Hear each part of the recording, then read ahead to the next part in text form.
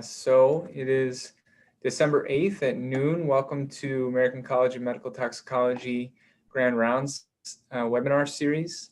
I'd like to welcome everybody. Just a couple of quick housekeeping notes. The first is feel free to put question and answer or chat at the bottom of the screen. I'm going to be monitoring this as Dr. Hopke is presenting. And for the most part, we'll try to hold questions to the end for the discussion section. But if something's pressing, I'll try to sneak it in if Dr. Hopke has a moment. And then you're also going to be receiving at some point a short questionnaire. If you could please fill it out with any topics you would like covered or any specific speakers you would like to present in this forum. We would greatly appreciate it. I want to make sure that we continue to have a really diverse and robust lecture series that everybody finds engaging and interesting. So please send me any ideas you have in that regard. And you can do it either by email in the chat section here or by filling out the survey that you're eventually going to be getting. So without further ado, I want to introduce Dr. Hopke. Dr. Hopke has been gracious to join us today. He received his Bachelor in Science in Chemistry from Trinity College, his Master's and PhD in Chemistry from Princeton. He's currently the Bayard D. Clarkson Distinguished Professor Emeritus at Clarkson University and an adjunct professor at University of Rochester Medical Center in the Department of Public Health Sciences. He's the director for multiple organizations, including the Center for Air Resources Engineering and Sciences, and the Institute for Sustainable Environment, and the Center for Environment at Clarkson in Potsdam, New York. And he's working also at University of Rochester in the Department of Public Health Sciences. His interests include chemical characterization of ambient aerosol samples, characterization of source-receptor relationship for ambient air pollutants, and indoor air quality exposure and risk assessment. Today, he's been willing to talk to us about particulate matter and health outcomes. So Dr. Hopke, without further ado, I'm going to turn it over to you. Okay, so my slides are up and available? They are, we can see them. Okay, all right. We have a lot to get through, and so I'm going to work through it fairly quickly. Everything that you see in terms of results are in publications, so if anybody's interested, just send me an email. I'm more than happy to send you PDFs of any or all of the publications, but we have 20 some odd publications covering this material. What I wanted to start with was a brief introduction to airborne particulate matter, because physicians don't get a lot of training in ambient particles and environmental exposures. So give you some idea, this is a hypothetical view of the ambient particle size distribution, looking at the volume of particles per increment of a logarithmic increment of particle size. And you see that we have big particles that run up to of the order of 100 microns. That's 1/10 of a millimeter, down to about 1 micron or so. And then we have smaller sizes. And the thing that's of importance to recognize is that bigger particles and little particles have different compositions because they come from different sources. These tend to be mechanically generated, like wind blowing over open soil or the open ocean, waves breaking, bubbles bursting, putting droplets in the air that evaporate into particles. Whereas the smaller particles tend to come from chemical processes, high temperature combustion, or atmospheric oxidation, such as the oxidation of SO2 into sulfuric acid that then forms into pulp particles, or NO2 oxidizing to nitric acid, which then will pick up an ammonia and become ammonium nitrate, things like that. So we can have little particles and we can have new particle formation. For example, as the material comes out of the tailpipe of your car and cools and condenses, it produces new particles. These are mobile, so they bounce together and make bigger particles and then bigger particles. And then depending on how much surface area there is, the material can either condense onto those particles rather than nucleate. So we have this variety of particle sizes, and we have a variety then of ways in which we sample the sizes depending on what we're interested in. And there's a dichotomy between the public health community and the occupational health community. Occupational health community, because workers work hard and start to mouth breathe, are interested in particles up to very large sizes. So we have then this inhalable particulate matter, not respirable, but inhalable, because it can come into the mouth and down into the system then. And then we have a couple of varieties of thoracic particles. In the public health version, that's PM10, but in the occupational health, that's thoracic particulate matter. And then we have a couple of varieties of respirable particles, where the cutoff is 4 microns in the occupational industrial hygiene area, but 2.5 microns for public health. And so I'm involved primarily in environmental. So we're looking then at PM10, where what we mean by 10 and 2.5 is that that's the 50% cut point. So 50% of the particles get into the sampler, 50% of the particles do not. And if I overlay that PM 2.5 sampler behavior onto this ambient aerosol diagram, you can see that we wind up with a bit of coarse material, but mostly the fines that are going into PM 2.5. And it's over the 20 years we've been looking at PM 2.5 intensively, it's clear that PM 2.5 has more health effects than the coarse particle mode does.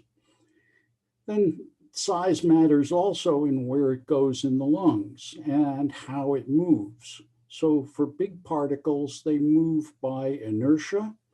And so if we disturb the direction of the flow, the big particles can separate from the flow and impact. They can gravitationally settle. And you can see that we are protected from larger particles primarily by the nose, because you've got the tortuous passages through the turbinates in the nose that will tend to impact out the big particles.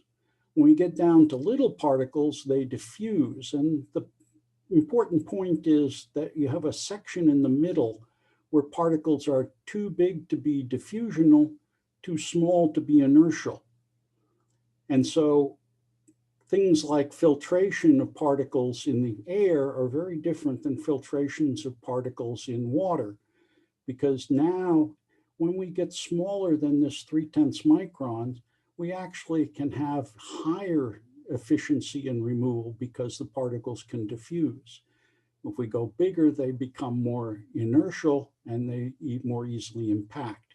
And you can see particles in the middle here are relatively poorly deposited within the respiratory tract at all. Then we go down and get alveolar deposition, bronchial, tracheal bronchial deposition, and then again, the smallest particles deposit in the nose. We set national ambient air quality standards to protect public health with an adequate margin of safety. But the problem is that adequate is never well defined. Currently, we have standards which the EPA has just reconfirmed as 35 micrograms per cubic meter at the 98th percentile value averaged over 3 years of data, 12 micrograms per cubic meter also averaged over 3 years. And then the larger particles, we only have a 24-hour standard. So US has been steadily improving air quality since the Clean Air Act amendments of 1970. First gave the EPA real teeth in terms of enforcement. And there still have been significant changes coming since 2000. These changes are in part due to the promulgation and enforcement of regulations that reduce emissions from things like coal-fired power plants and motor vehicles as some of the primary areas focus of regulations. But there have also been significant drivers of change in emissions, such as the results of the 2008 recession and the availability of low-cost fracked natural gas. And I want to point to both of those as we go along. So we've had a whole series of things trying to reduce coal-fired power plant emissions because in the 70s, we grandfathered existing plants, said they could last because they were supposed to have a lifetime of about 30 years, which meant they all should have been gone by the mid-90s, except that then the utilities made changes to them. They were allowed to maintain them, but they weren't allowed to make major modifications. And in some cases, they replaced the whole boiler system. They claimed that was maintenance. The EPA claims that is major modifications. The only way to resolve that is in court. I've been an expert witness for the Department of Justice in several major cases, including a $4.3 billion consent decree with American Electric Power in 2007. So EPA generally wins, but it takes 9 to 10 years to do it.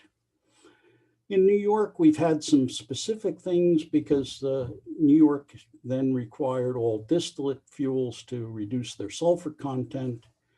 New York City had been burning relatively bad quality oil for a long time, and they've now phased that out as of 2020. And then a series of motor vehicle regulations, which again have effort to both improve fuel economy, also particle traps and NOx control on heavy duty diesel vehicles. But again, remember that on vehicles, all of the controls come on new vehicles. They're not retrofitted, and it's dependent then on the rate of entrance of new vehicles into the fleet, the speed at which these controls actually improve air quality. Now, one immediate change is then the ability to change the fuel that goes into it.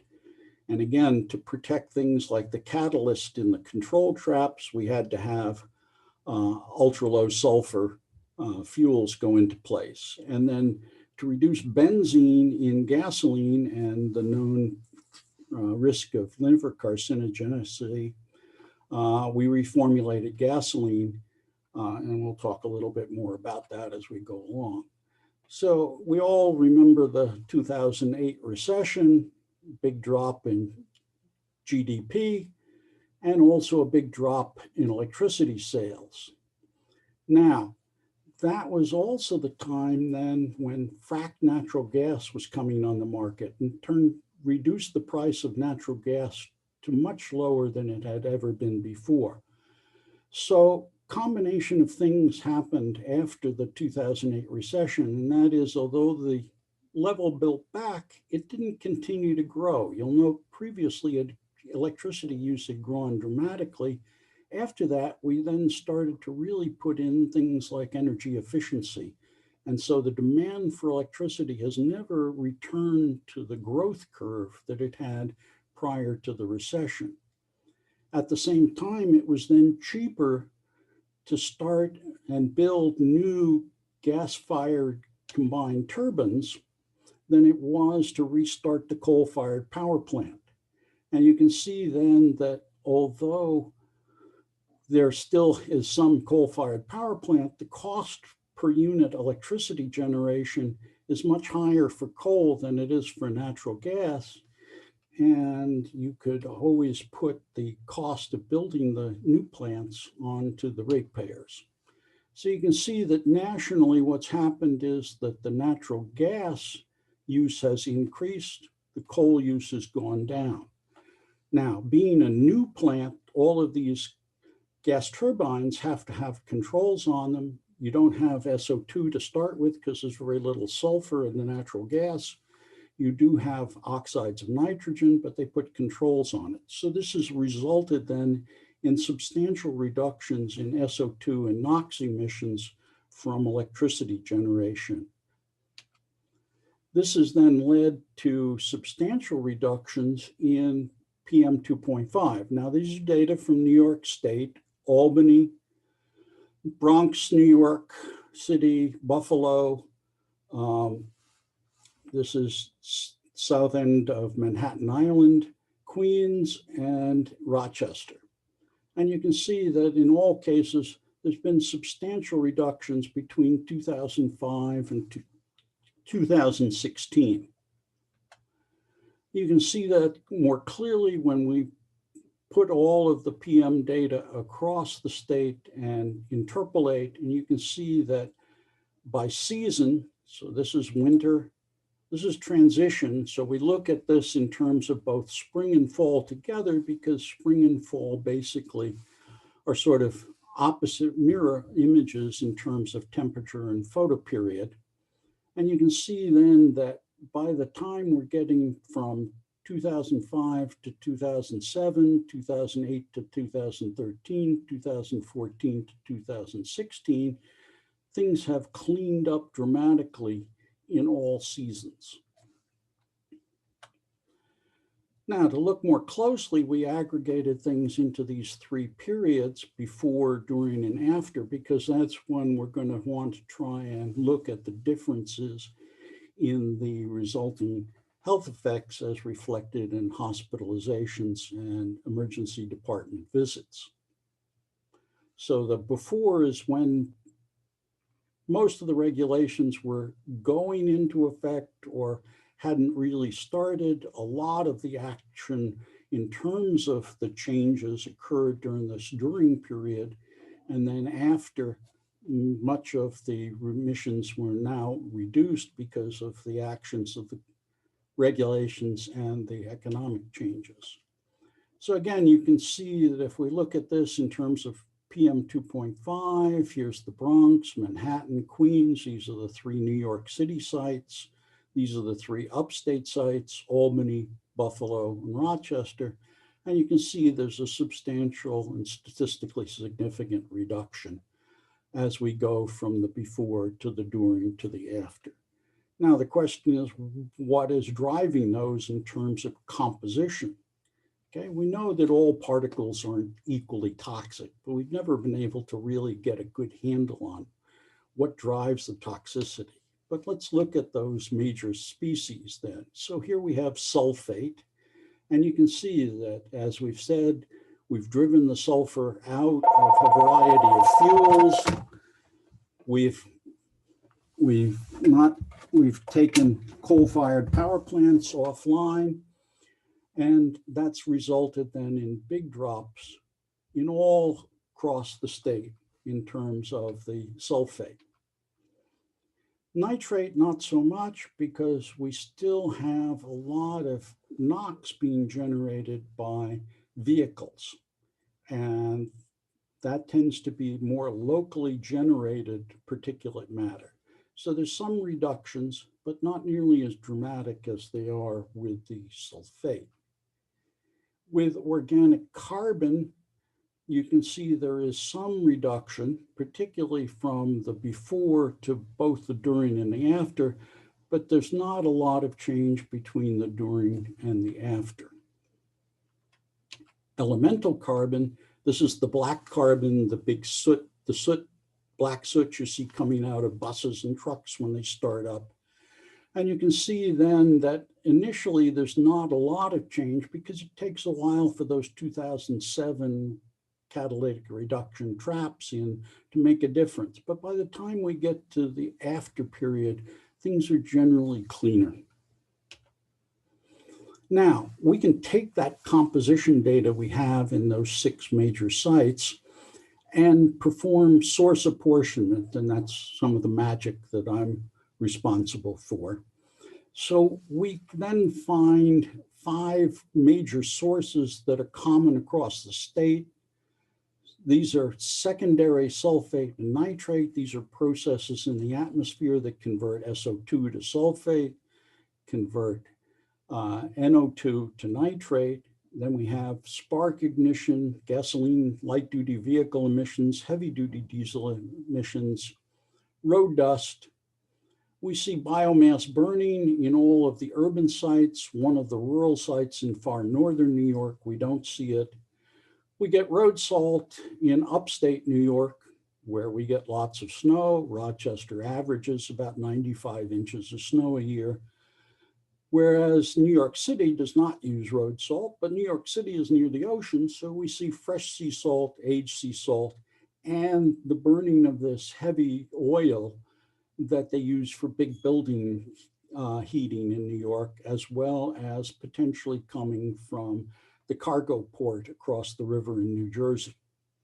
We found one industrial source in Buffalo, and we get another factor which comes from atmospheric chemistry, which we won't bother getting into much here. Now, if we look at things, interesting things, what do we see? For gasoline emissions, you see that we actually see an increase over time. Now, part of that was that there was somewhat less activity in that middle period because of the recession, but that's not really what's driving it. So the question is, why are gasoline emissions going up? Well, a couple of things. One is the change in the fuel. Between 2010 and 2014, taking benzene out and putting in these other compounds called intermediate volatility organic compounds, it turns out they are better in the atmosphere at reacting and forming condensable organic matter. And so we wind up with some of that happening, but also it's driven by the change in our engine design.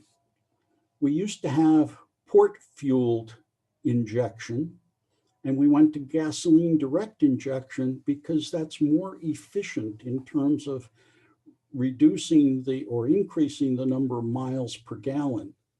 However, work at Carnegie Mellon has shown that these kinds of vehicles, this is the flavor that we're looking at, the new ones that came on the market starting in 2007, actually produce more secondary organic aerosol than the older design. And you see that as we've gone from 2007 to 2016, they've gone from virtually no part of the fuel, the new car sales and the new truck sales, up to 50 and 43% of the sales. And so these are now becoming much more important in terms of emitters of gasoline-related new gasoline formulation, which then leads to more organic aerosol. Now, 2017, these new ones come on the market, which should reduce it. One of the things we're about to start is another project next year that we'll see if this actually shows up in New York State. So you can see diesel emissions went down generally, except in Rochester, because Rochester had some severe economic problems back in the mid-2000s and actually more activity later. Okay, so let's then move on to be looking at the health impacts. And we're going to look at hospital admissions and emergency department visits across New York, Buffalo, Rochester, Albany, and New York City for cardiovascular diseases, respiratory infections, and respiratory diseases. And we use a case crossover time stratified controls selection. And what do we mean by that? Well, we have data for PM 2.5 on every day.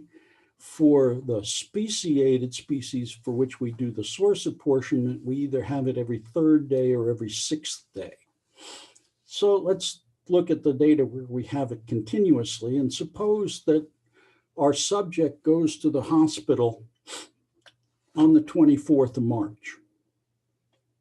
And what we want to be able to do then is to compare his health with himself on other days. And so what we're going to do is look at the pollution on these other days when he didn't go to the hospital or the emergency department. And so each person becomes their own control. And we then are able to control for a variety of other health variables that otherwise would be a problem if we were just comparing one population with another. So we find this to be a more powerful and robust approach. So we're going to look at the data from all of these people who live within 15 miles of the monitoring site. And you see we divide up New York City into 3, depending on whether we're looking at Queens, Bronx, or Manhattan. We have then a variety of, in this case, cardiovascular outcomes. And we have the PM 2.5 concentrations. We're going to look at cumulative lag days. So in other words, the day of the admissions or the ED visits, the day and the day before, the day and 2 days before. So we're averaging the concentration over 2 days, 3 days, 4 days, 5 days, 6 days, 7 days. We have weather, because we know temperature and relative humidity are important. And we then can do a conditional logistic regression against the natural spines, the relative humidity, and then the lag, the PM 2.5. And you see that we see an effect of PM on total cardiovascular disease, cardiac arrhythmias, cerebral vascular diseases where they're all positive, but none of them are really statistically significant. Short-term lags, we get significant for ischemic stroke, chronic rheumatic heart disease, relatively low numbers, and so rather large uncertainties. Congestive heart failure, hypertension, obviously not a whole lot happening there. Ischemic heart disease, myocardial infarctions, and it should be noted that myocardial infarctions is going to be downweighted a bit because there are the 2 flavors of myocardial infarctions, the ST elevated and the non-ST elevated. And we'd previously shown that it's only the ST segment elevation, the STEMIs, that respond to particles, the N STEMIs do not. And obviously nothing happening with pulmonary embolisms. Now, if we look at the incident rates as a function of period, we would expect these to come down because the PM has come down. And you can see that in general they come down, but for a number of locations, there's a break point. It's not coming down fully linearly.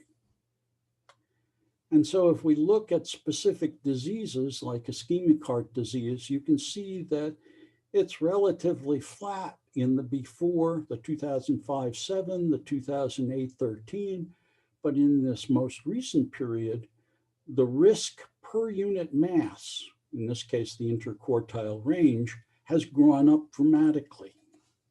And we see a similar pattern for myocardial infarctions and for total cardiovascular disease. So why is the PM 2.5 more toxic per unit mass for these particular outcomes in the after period? What's changed? So we can, again, explore this question by taking those source-specific PM concentrations that we can estimate from the composition data and looking at that. And now you can see here that if I'm looking at cardiovascular hospitalizations for each interquartile range, you can see that I get statistically significant increments in ischemic stroke for gasoline emissions. We get some indication of something happening for congestive heart failure. We get something positive for myocardial infarctions. We get, for diesel, we get congestive heart failure and ischemic heart disease. So you can see that these things which we saw going up or becoming more a larger fraction, not changing very much, but so then it becomes a higher fraction of what PM is left after we take out the sulfate and nitrate. And you see that the sulfate and nitrate generally is not doing anything except for myocardial infarctions. And we have to remember that nitrate is most important as a part of the PM 2.5 in winter when it's cold, because in the warm temperatures, the ammonium nitrate breaks back up into ammonia and gas phase nitric acid. So this represents a significant amount of the surface area of the winter aerosol. And that may be not so much the nitrate, but what's condensed on the surface of the nitrate that's driving the myocardial infarctions. Now, if we look at things like road dust, you see that it comes in ischemic heart disease. Road dust includes things, redox active metals, copper, iron, that are coming from brake and tire wear. And you would expect that those could induce the formation of oxidants in the lung. We also see it in ischemic heart disease. Residual oil combustion includes nickel and vanadium, which again could catalyze formation of oxidants in the respiratory tract. So let's look then at respiratory infectious diseases. So influenza, bacterial pneumonia, culture negative pneumonia. Again, similar sorts of things. You can see we have reasonable numbers of subjects.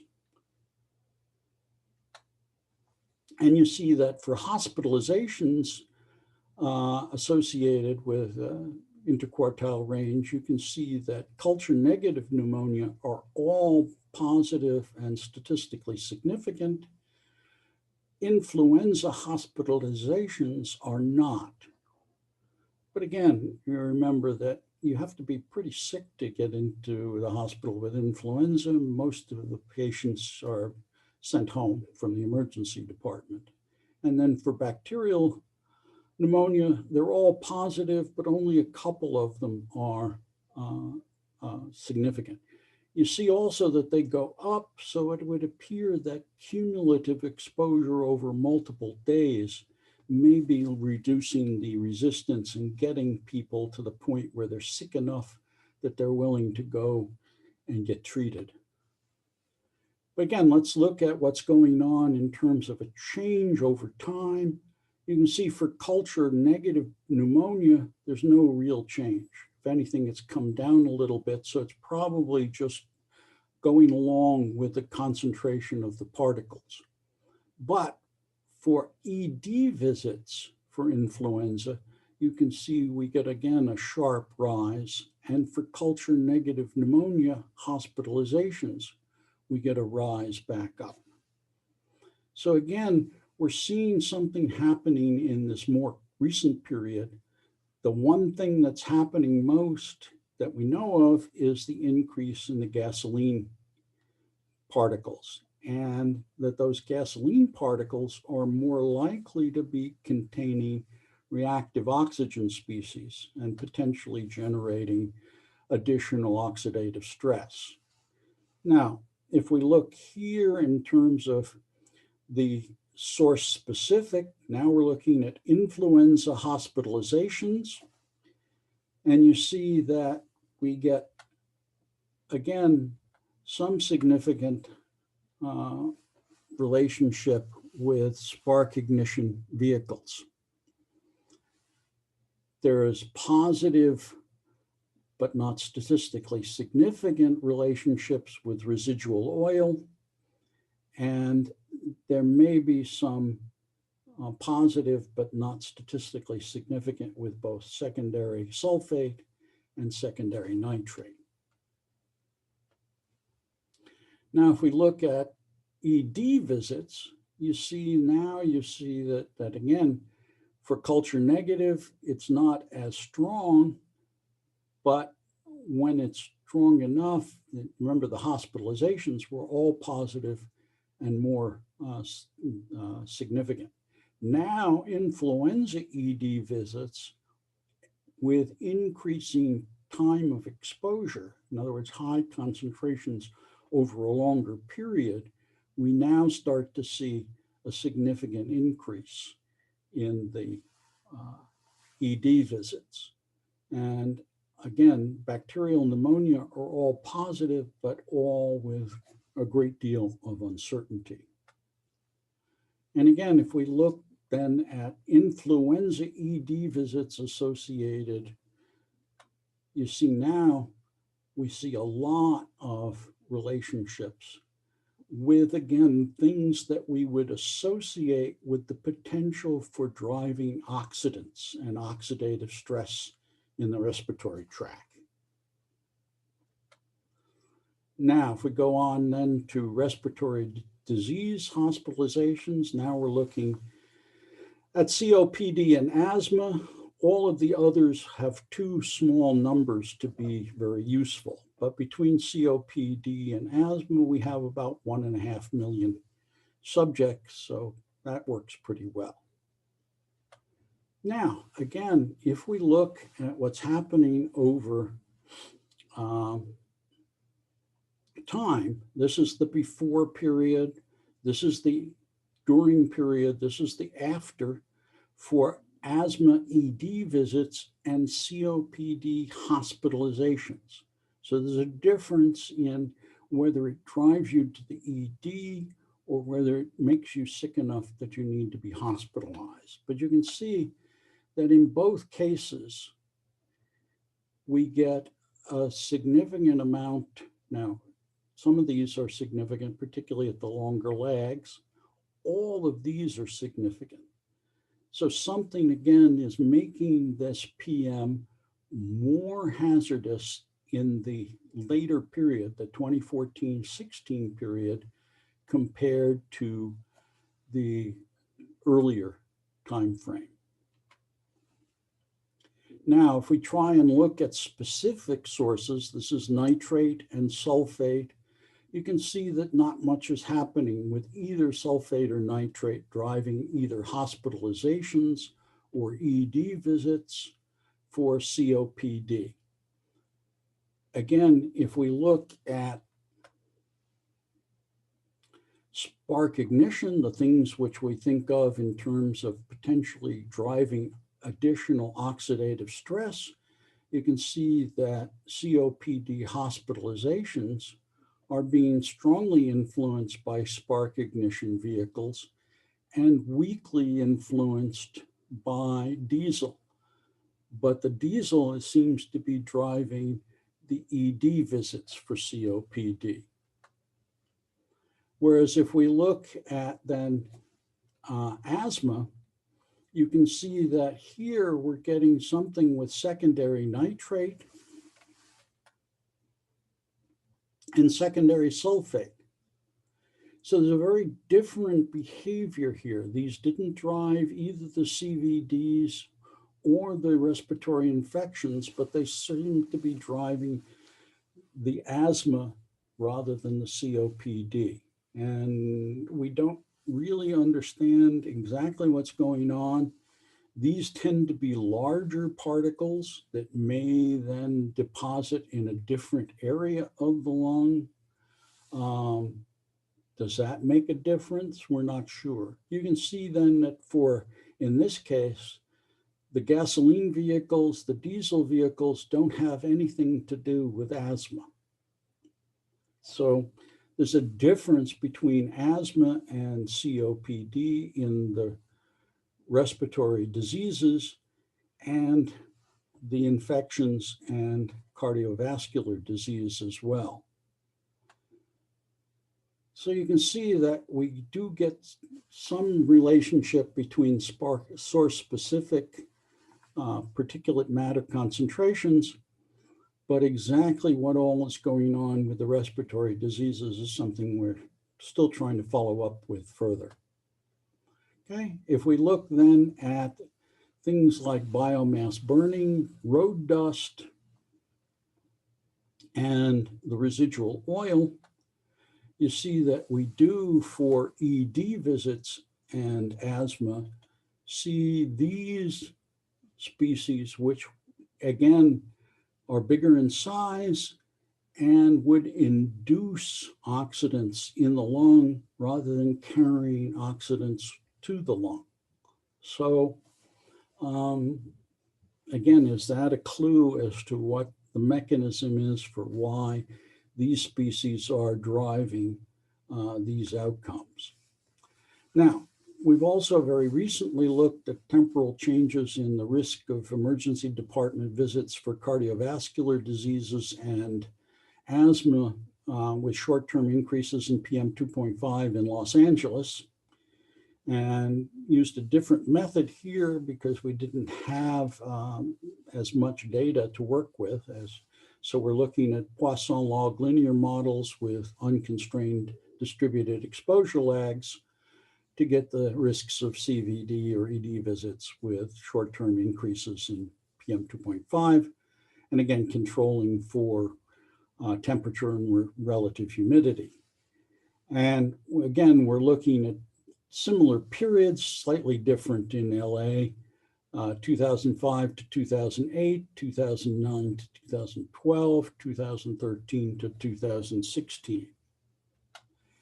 And in LA, we find that the relative risk of cardiovascular ED visits associated with a 10 microgram per cubic meter increase in 4-day PM2.5 was higher in the more recent period than it was in the early period. Whereas for asthma, again, we see a decrease from the early period to the later period. So the CVD results are similar to what we see in New York, but the asthma results are different.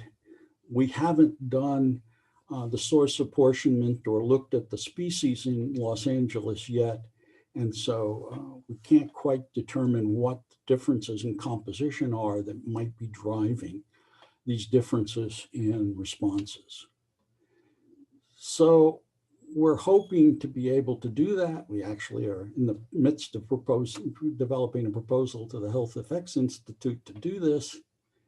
And so we're hoping to be able to do additional studies so we better understand the specific particle types, and also then what these changes in composition are doing, and maybe providing some additional understanding of the mechanisms that are driving the effects of particles in terms of at least some specific adverse health outcomes. So particle inhalation is clearly associated with multiple adverse health outcomes. PM2.5 concentrations have declined significantly between 2005 and 2016, but clearly the changes in composition have made the remaining PM2.5 more toxic per unit mass for a variety of cardiovascular respiratory diseases and respiratory infections in New York, and cardiovascular outcomes in Los Angeles. And we need more work, obviously, to assess what further PM reductions will do in terms of improving public health, and whether these additional controls that did come on at the beginning of 2017, so all new vehicles sold after January 1, 2017, are tier 3. And so will that reduce some of this observed toxicity that we are inferring exists in those cars? So happy to answer questions, and always happy to respond to emails. So if you write down my email, happy to correspond, send you reprints, whatever it takes to help you and help us work together to improve air quality and public health. And thank you for your attention. Thank you, Dr. Hopke. I'd like to open it up for any questions. Feel free to make a chat statement that you have a question. And I think you can unmute yourself, but I'll double check on that.